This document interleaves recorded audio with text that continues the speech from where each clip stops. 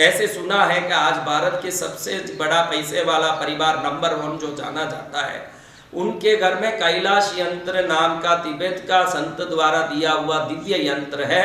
उसके आने के बाद, क्योंकि कैलाश यंत्र विभिन्न रहस्यमय चिन्हों से भरा हुआ तिब्बतियन यंत्र है, वो यंत्र प्राचीन भारतीय आराधना शास्त्र में शंकर भगवान के कैलाश की आकृति से बनाया गया यंत्र है।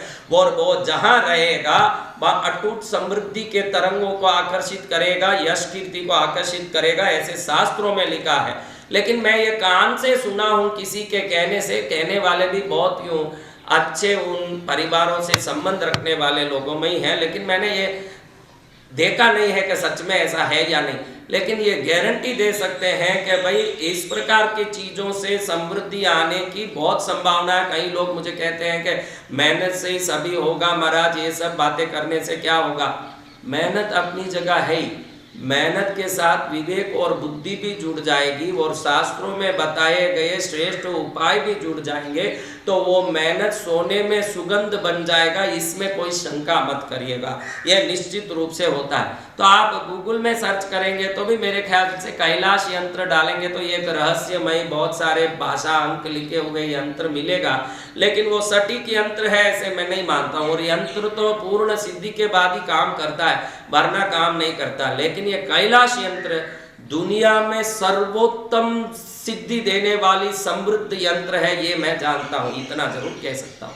और अब आपको बताऊं कि चिन्ह क्या क्या करता है। तो कई लोग मुझे पूछते हैं महाराज अब बेटा बड़ा हो रहा है, बड़ी चिंता हो रही है कि ये बेटा अभी सही रहे, क्योंकि बच्चा था हमने पाल लिया, अब कॉलेज जा रहा है, कोई लड़कियों की संगत हो जा रही है, कभी शराब का संगत हो जा रहा। इनके ही नहीं, आजकल मध्यम उम्र वाले के भी, 30-40 के उम्र वालों को भी देखे ना कोई लत लग जाए, कोई ना कोई संपर्क हो जाए। अरे इनके भी नहीं, पेपरों में आता है कि 75 वर्ष का बूढ़ा किसी बालिका के साथ कोई ना कोई कुकर्म कर दिया, ऐसे पेपर में देखने में आता है। अब ये बड़ा आश्चर्य लगता है कि इस प्रकार के कर्म ये लोग कैसे कर लेते हैं।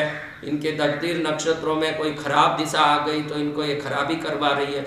तो चिन्हों में बताया गया है, जो हमारे त्राटक के धर्मशास्त्रों में, ग्रंथों में त्राटक में चिन्ह बताए कि ये चिन्ह का ध्यान करो तो ये परिणाम, ये चिन्ह का ध्यान करो तो ये परिणाम। इसमें चाबी को बताया है। किसको?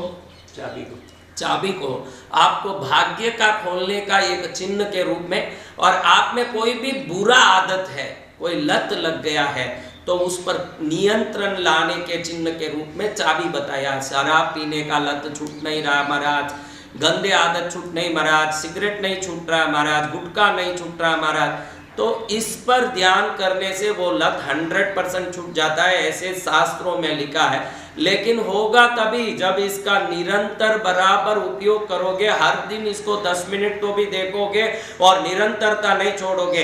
अगर आपने उसका उपयोग सही ढंग से नहीं किया तो फल नहीं मिला, तो उसके जिम्मेदार धर्मशास्त्र नहीं है, आप ही हो।